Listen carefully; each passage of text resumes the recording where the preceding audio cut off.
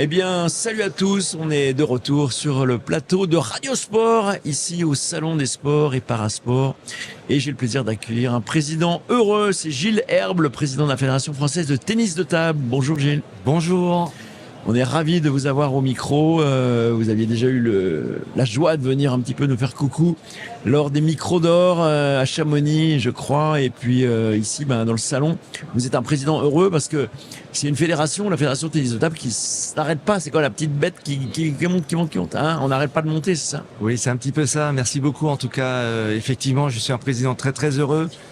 Parce que notre fédération aujourd'hui vit une période extrêmement enthousiasmante avec un nombre de licenciés qui grandit tous les jours, avec un nombre de pratiquants au-delà de nos licenciés qui est très très important. Et puis ce qu'il faut aussi voir, c'est aujourd'hui l'ampleur que prend nos équipes de France. Nos équipes de France qui font vraiment rayonner le ping avec des champions extraordinaires. Ce sont de vrais ambassadeurs pour nous. Allez, on va en parler évidemment de nos champions. Mais je voulais peut-être d'ailleurs que vous nous précisiez par les chiffres cette fameuse, alors peut-être pas explosion, mais on va dire ascension du tennis de table.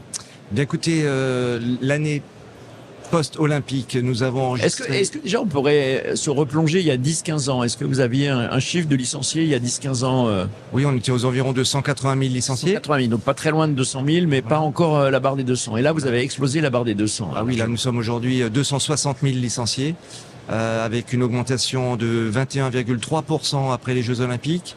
Et cette augmentation, elle se poursuit encore aujourd'hui. Ce qui fait que on a de plus en plus de mal à accueillir tout le monde. Alors c'est ça exactement ce que j'allais vous demander. Il semble quand même qu'il y a un problème de place, d'équipement. Alors que pourtant, on va dire qu'une table de ping-pong, c'est pas l'équipement le plus onéreux de la Terre. Mais c'est vrai qu'il y a quand même un problème de place. Et toutes ces salles, puisque ça se joue en salle, toutes ces salles qu'il faut partager avec d'autres activités. Hein. C'est un peu ça le cœur du problème. Oui, absolument. On a deux problèmes principaux. C'est les équipements, évidemment, et l'encadrement. Quand vous accueillez plus de monde, il faut plus de personnes pour s'occuper de tous ces gens qui veulent goûter aux bienfaits du tennis de table. Donc nous, notre rôle fédération, c'est évidemment de former de toujours plus d'entraîneurs, d'animateurs. On a lancé de nouvelles formations, par exemple. Et puis les équipements, donc là c'est un travail à faire avec les municipalités, évidemment, comment on peut agrandir les salles, rénover des salles, construire de nouvelles salles. Alors là, on arrive vraiment au cœur du problème, puisqu'on est quand même en bordure du Salon des maires. C'est vrai que ce problème des municipalités, je sais que vous êtes également évidemment un membre important du CNOSF, du Comité national olympique et sportif français. Et l'idée est de rendre le sport comme une priorité pour les municipalités, mais on voit bien quand même que les municipalités, elles ont d'autres priorités quand même. C'est vrai que le sport, ça fait partie du jeu, mais ce n'est pas la priorité numéro un. Apparemment, c'est plutôt la sécurité, d'après ce que je comprends. Alors le sport, c'est pas la priorité, mais je crois qu'aujourd'hui, tout le monde est d'accord pour dire que le sport, c'est plus que du sport. Et en fait, le sport sert d'autres politiques publiques. Par exemple, l'insertion professionnelle de la jeunesse peut se faire aussi par le sport, parce que le sport produit des emplois, par exemple. La sédentarité qui tue aujourd'hui en France. 40 000 personnes meurent aujourd'hui en France à cause de la sédentarité. Bon là, le sport est vraiment bien positionné pour pouvoir faire bouger tous les Français. Mais on voit aussi que l'inclusion, le vivre ensemble, ça se fait à travers les clubs, les associations sportives. Et je crois que la société a besoin de plus de sport, de plus de clubs aujourd'hui pour vivre mieux ensemble. Alors évidemment, c'est tout à fait un problème politique, et on est d'accord, le sport dans les villes. Mais là, pour parler de manière concrète, vous parliez des salles qui sont un petit peu trop occupées ou trop remplies, qu'il faudrait créer, inventer. Comment on fait pour aller, on va dire, mettre peut-être la pression sur les municipalités pour qu'elles essayent de faire plus et mieux?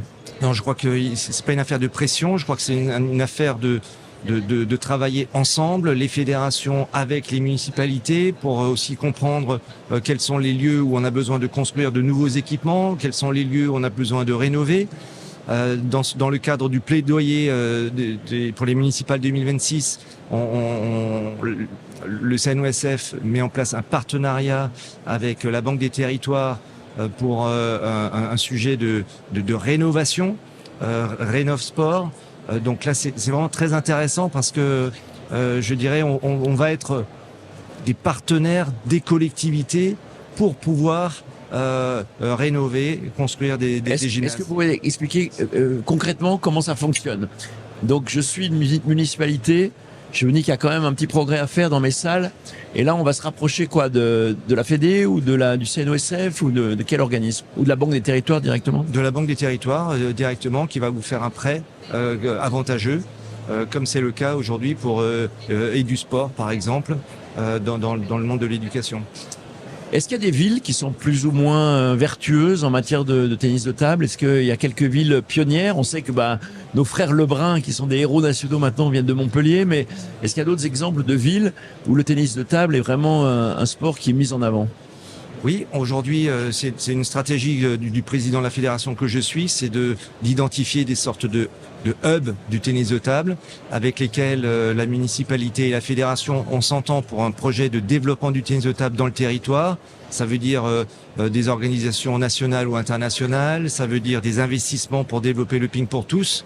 Et donc oui, par exemple à Saint-Denis, par exemple à Antibes, par exemple à Lille.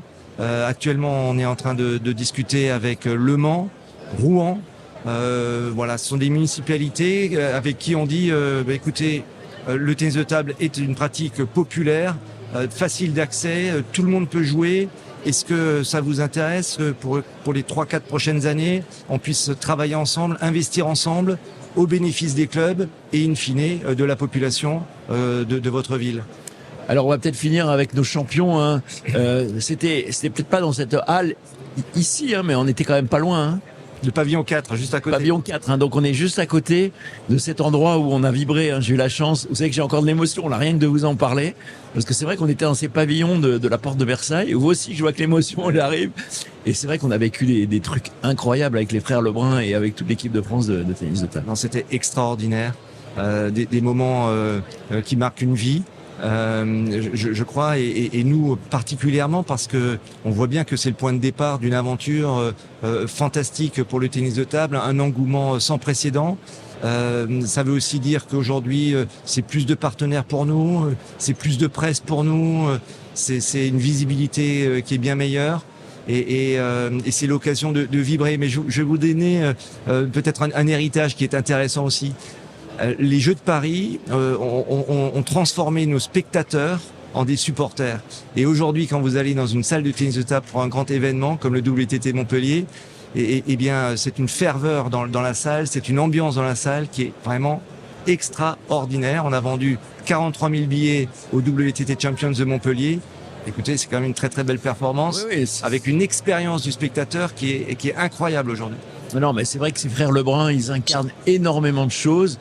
Et on le sait, hein, les champions, ils ne peuvent pas tricher. Federer, il ne pouvait pas tricher. Nadal ne pouvait pas tricher. Eux, ils ne trichent pas non plus.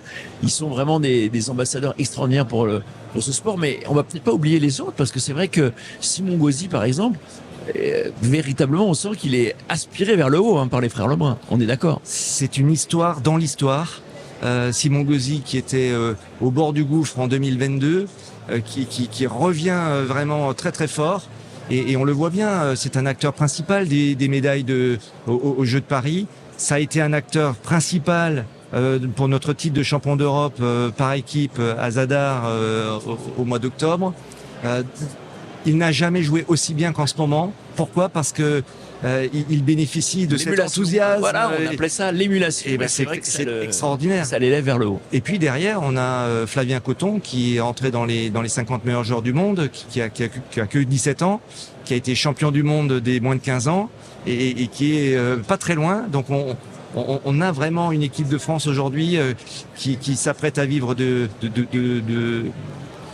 beaux moments dans l'avenir. Ils sont jeunes encore, hein, nos frères Lebrun. Très très jeunes. En tout cas, on est vraiment ravis de vous avoir eu au micro de Radio Sport. Merci beaucoup. Merci, et on comprend que vous ayez le sourire et que vous soyez un président heureux. Merci, président. Merci infiniment, merci. Merci.